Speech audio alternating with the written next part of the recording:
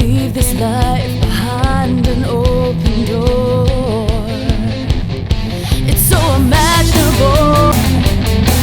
Anytime you can leave, anytime you can run away. Last goodbye, live and die, just to say you could lose control. We're on a one-way ticket to county, we're coming for you. Hello and welcome yet again to another Nail or Fail, the show in which we take items, shows, movies, pretty much anything, and then I give it either a nail or a fail rating, and as usual I tell you why. So, if you're offended by bad language or stuff like that, I would suggest you don't watch this. I usually tend to rant in these, and when I rant, usually bad words come out. So, you know, if you got little kids in that, you might want to get them out of the room. It's adult time. So, so sit down, stick around, and as always, enjoy. Alright, so we're going to start the show off today with a nail. And my first nail goes to Scottsburn Ice Cream. Oh my god, these guys have discovered the ultimate fucking ice cream. Went out with Amy the other day to get some ice cream. Local huts there that sell ice cream, you know what I mean? You're like a fucking little cottage, you know, that's like cold like an igloo inside, you know, getting the people at work. They got one huge Popeye arm and shit because they're scooping ice cream all day. Anyways, went to one of those with my wife Amy, and they had a new flavor up there, new for 2010. So I'm like, oh fuck, new for 2010. Then I'm like, I saw the name of it, birthday party. Birthday party. Then you get all the memories, you know, when you're a kid, like, fuck yeah, birthday parties rule, know what I mean? The food was good, everybody paid attention to you, and you know, you got a lot of gifts. So yeah, the shit, I like the feeling. So anyways, I was like, okay, I'm gonna buy this shit. So I buy this birthday party. My only regret about buying this ice cream was that I bought a medium instead of buying a fucking ultra large. This shit is insane. What it is vanilla ice cream, which is, you know, people be like, yeah, vanilla, vanilla. You know, people don't care. But it's vanilla ice cream. With it comes swirls in it. It's not marshmallow swirls, it's fucking icing. There's icing swirled inside this shit. And little sprinkles, little colored sprinkles, you know, nice little round sprinkles, you know. Not the big long sprinkles, you know what I mean? The ones that you get like at, I don't know, McDonald's, something like that, and their ice cream, you know, they get all hard and shit, they chip your teeth. Little small round pellets, you know, easy to crunch. On top of this, if that isn't enough, the icing and the ice cream, you get actual fucking pieces of cake. There's pieces of white pound cake in this ice cream. It's fucking insane. You remember when you were a kid, you go to a birthday party, and they put all the shit together on the same plate? They put the fucking cake and the ice cream on the same plate. They just shove that shit together, and then you'd be eating as fast as you can, but naturally you couldn't eat it fast enough. The ice cream would melt, and the ice cream would melt and seep through the little crumbs of cake on the plate. And then you naturally would be like, holy fuck, I gotta eat this shit. So you take your fork and you scrape the bottom of that plate and you eat it, you know what I mean? You ate that ice cream that was drenched. No, it's not, sorry, ice cream. You ate that cake that was drenched in ice cream, you scraped it off and you ate it, and there was frosting in there too, and you're like, holy fuck, this is good. It's exactly what it is. This ice cream is exactly that. It brings back the feelings and nostalgia of being at that shitty party, if it wasn't your own, having to buy a gift for somebody else, see somebody else open a toy that should have been yours, and you're all happy because you're like, you know what? I got some fucking ice cream cake soup shit mix here at the bottom and I love it. It's exactly what it is. It is a phenomenal ice cream.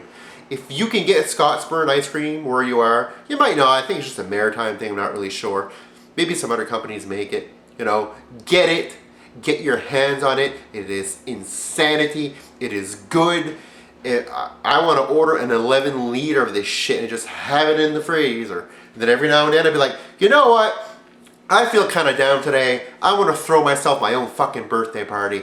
Get that shit out, know what I mean? Don't need to cook cake and bullshit like that. Pour that ice cream out, scoop it up, get a big Popeye arm, eat that shit and be like, oh fuck yes.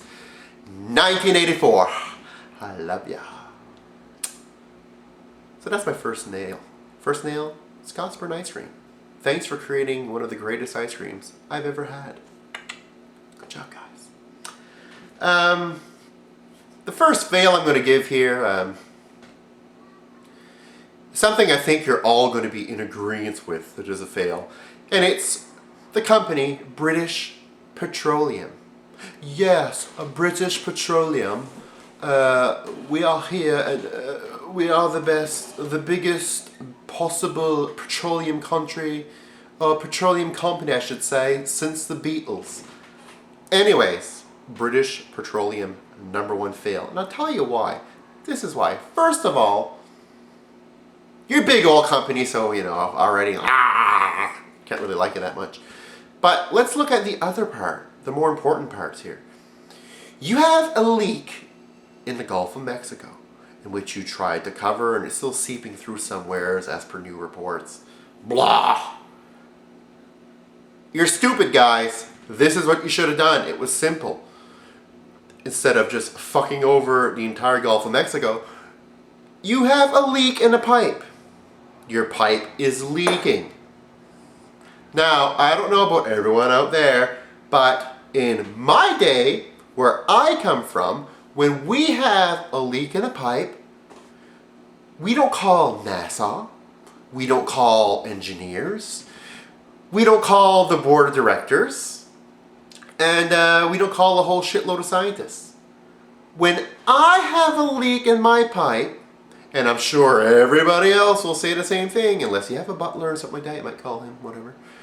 When I have a leak in my pipe, I call a plumber.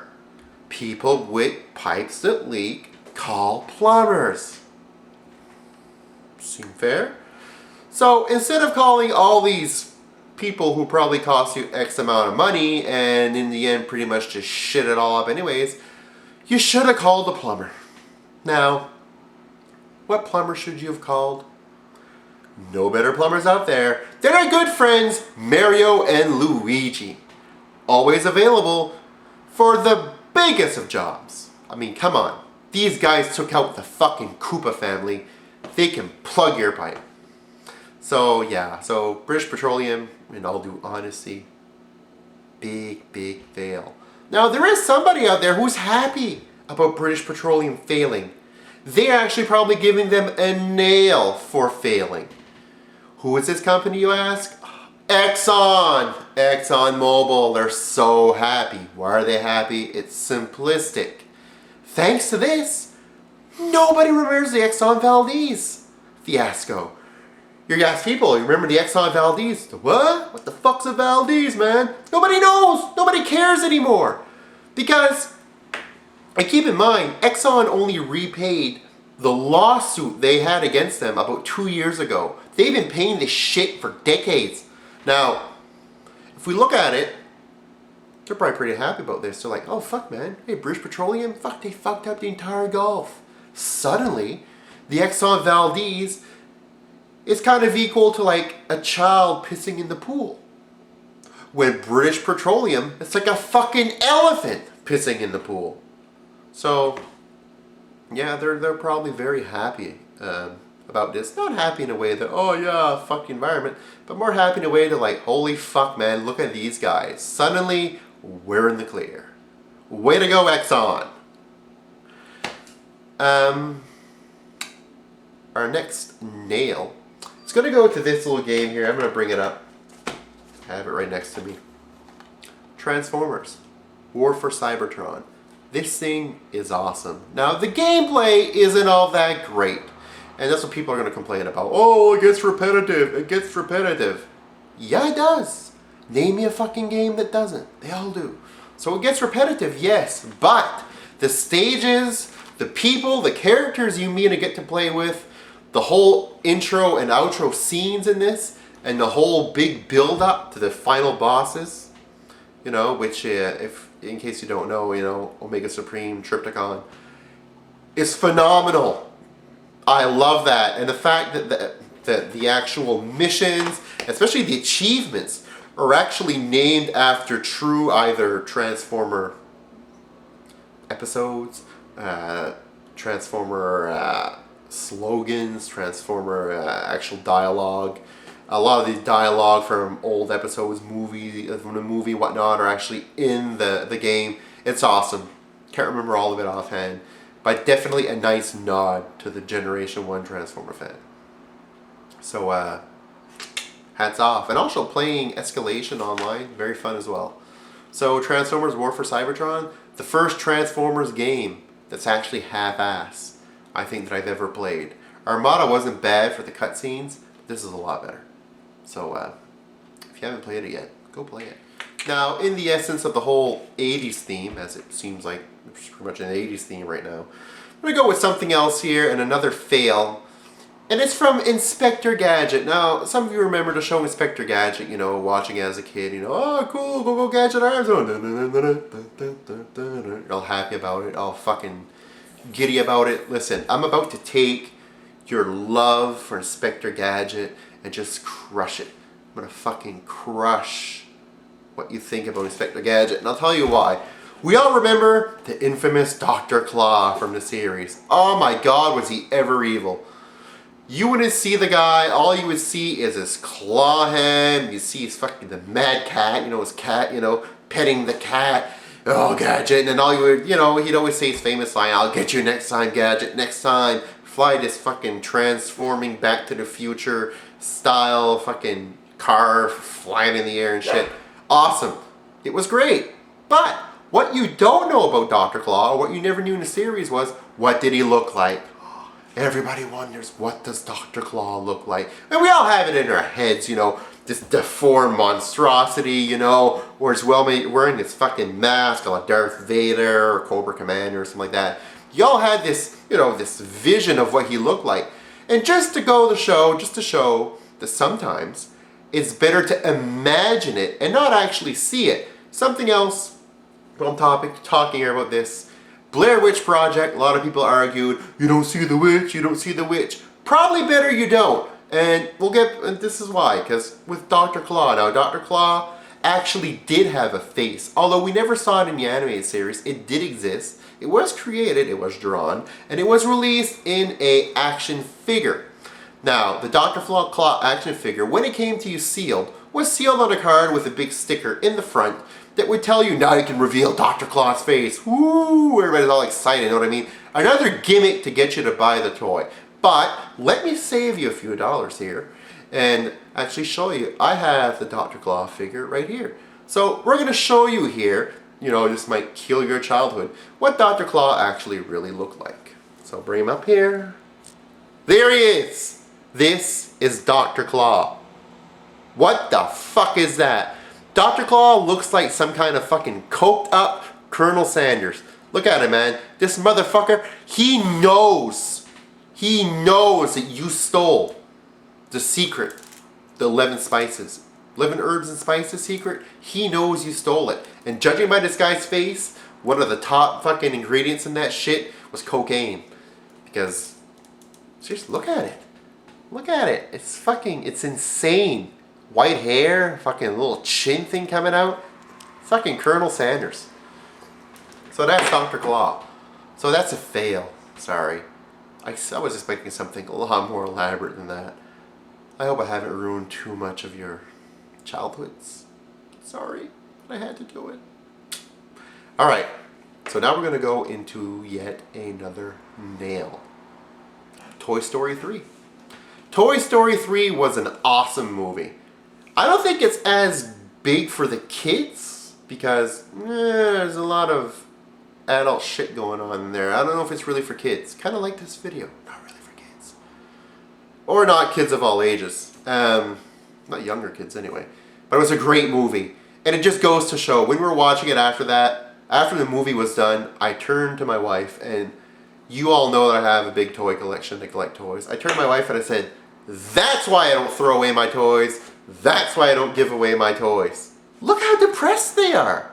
They were depressed for a long time. I'm like, I don't want my toys to cry. I don't want them to cry themselves to sleep. That's why I can't get rid of them. Can't you feel for them? Can't you? It was a great movie. Toy Story 3, awesome. Love Lotso hugging bear, Lotso. Lotso was fucking evil. The bastard was evil. And I love the fact that the actual toy of him, the plush bear, smells like strawberries. Because I actually saw the plush bear before I watched the movie. So I'm like looking at the plush bear, it's like, yeah, it smells like strawberries. This is fucking cool. This is cool shit. It's like strawberry shortcake shit. And then after I went to go see the movie, and I remember in my head what I thought when Rex, the dinosaur, said, "Oh, he's so nice and he smells like strawberries." I'm like, fucking right, smells like strawberries. Fucking right. Love that bear. When they go down in price a bit, a liquidation or something, I think I'm gonna buy one for my wife. And secretly, I'll smell it all the time because it's fucking awesome smell. Yeah, it's an idea. All right.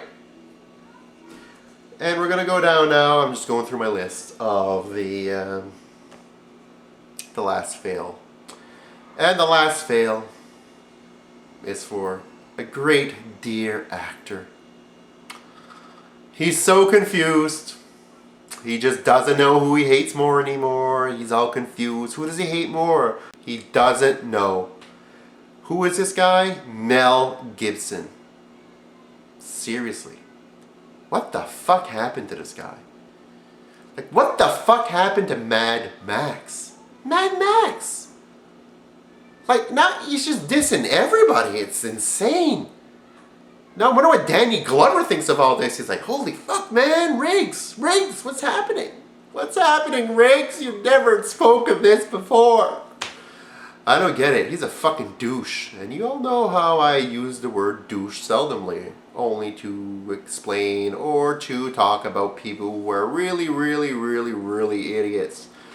So Mel Gibson, not only does he get a fail, he gets the title of douche. And now he's talking about moving back to Australia, or moving to Australia, I should say. He's not from there, right? Moving to Australia, you know, getting away from it all.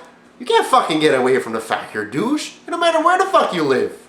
You can live on a fucking moon. You'll still be a douche. Well, fucking moon rocks will be rolling around saying, hey, look at that guy, it's fucking douche. Keep going. Anyway, so that concludes this nail or fail. So until next time, guys, take care. Later.